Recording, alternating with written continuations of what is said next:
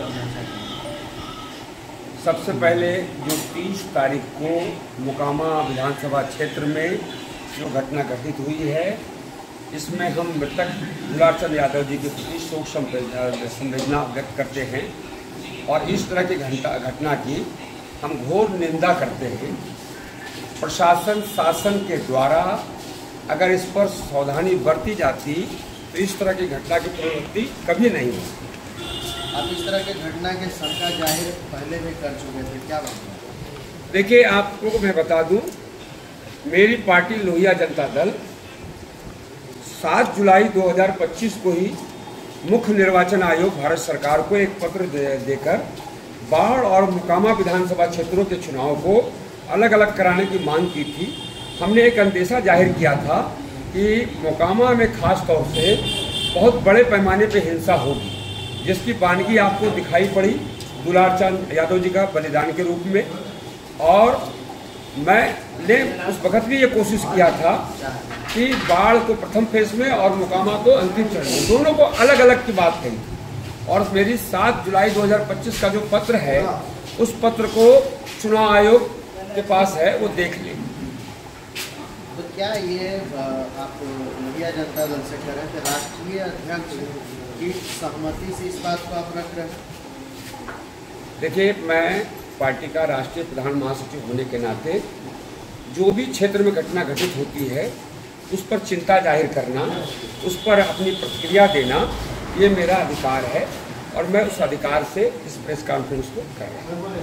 तो इस तरह की घटना का जो रुक नहीं पा सकता है इस तरह के, तो क्या इसके लिए आगे और क्या कदम हो सकती है लोहिया जनता? मैंने पिछले 1 वर्ष से लगभग 1 वर्ष होने जा रहा है, मान लिया जाए 9 महीना, लगातार एक प्रयास किया है कि बाढ़ के एएसपी श्री राकेश कुमार को बाढ़ से स्थानांतरण करके कहीं और भेजा जाए।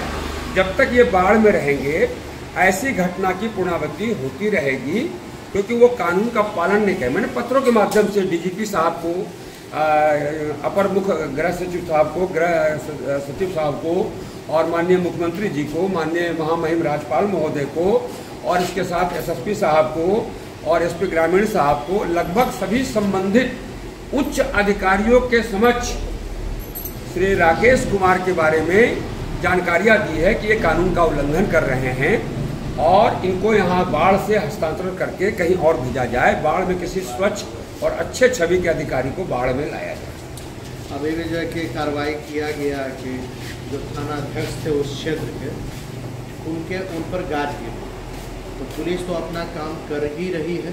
देखिए, हमारा एक मैनिफेस्टो है 32 बिंदुओं पर, जिसमें मैंने कहा है, लोहिया जनता दल का जो मैनिफेस्टो है 32, उसमें एक बिंदु पर हमने लिखा है और जनता के बीच में हमने रखा है कि अगर किसी थाना के अंतर्गत कोई घटना, अप्रिय घटना घटित होती है तो थानेदार, उसमें लापरवाही किए जाने वाले पुलिसकर्मी और अनुमंडल के पुलिस पदाधिकारी और एसपी, सीनियर एसपी जो भी हो, इन सब को दोषी मानते हुए इनके ऊपर कार्रवाई हो और इनको जेल भेजा जाए।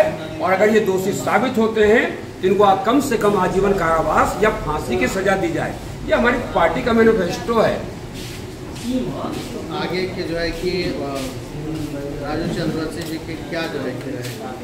देखिए, हम राजू प्रसाद चंद्रवंशी एक आम नागरिक हैं, पार्टी चला रहे हैं, उसके बावजूद मैं एक आम नागरिक हूँ और आम नागरिक के रूप में मैं अपना, पार्टी के सभी सदस्यों का और पूरे बिहार की जनता के सुरक्षा की मेरी सोच है कि उनको सुरक्षा मिले, कोई भी बेधड़क कहीं जा सके, आ सके, उसके ऊपर कोई घटना न घटित हो। अगर कोई घटना घटित होती है तो मैंने अपने बिंदु में कहा है कि प्रशासन के ऊपर इस तरह की कार्रवाई होनी चाहिए। मैं उस पर आपने जिस तरह की शंका जाहिर किया था जुलाई में, उस तरह की घटनाएं घटित हुई, क्या आने वाले समय में वोटिंग के दौरान भी इस तरह की घटना की आशंका है आपको?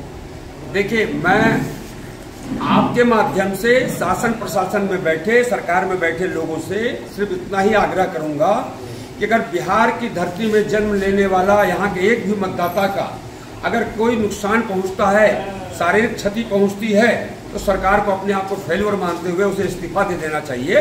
समस्त बिहार की जनता की रक्षा करने की जिम्मेदारी हमारे प्रदेश की सरकार की है और शासन प्रशासन के लोगों की। अच्छा, इसी बीच में दुलारचंद यादव की सब यात्रा निकाली जा रही थी, तो प्रशासन की मौजूदगी के बावजूद भी उपद्रव किया जा रहा था, प्रशासन को खुला गाली दिया जा रहा था, विधायक प्रत्याशी को गाली दिया जा रहा था, जाति सूचक शब्द से गाली दिया जा रहा है। क्या ये सही है? मैं इसमें, मेरे संज्ञान में ऐसी कोई घटना नहीं आई है। पूरा वायरल वीडियो है सर। मेरे संज्ञान में, मैं बहुत ज़्यादा वीडियो नहीं देखता हूँ, मैं न्यूज पेपर वगैरह देख लेता हूँ और मेरे संज्ञान में ऐसी कोई घटना नहीं है। अगर इस तरह की जानकारी होती है तो उसकी निंदा करना, उसे कंडेम करना एक पार्टी के राष्ट्रीय महासचिव होने के नाते ये मेरी जिम्मेदारी है। अच्छा, जिस तरह की माहौल क्रिएट है मोकामा विधानसभा में, क्या लग रहा है कि आने वाले समय में यह कैसा रूप लेने जा रहा है?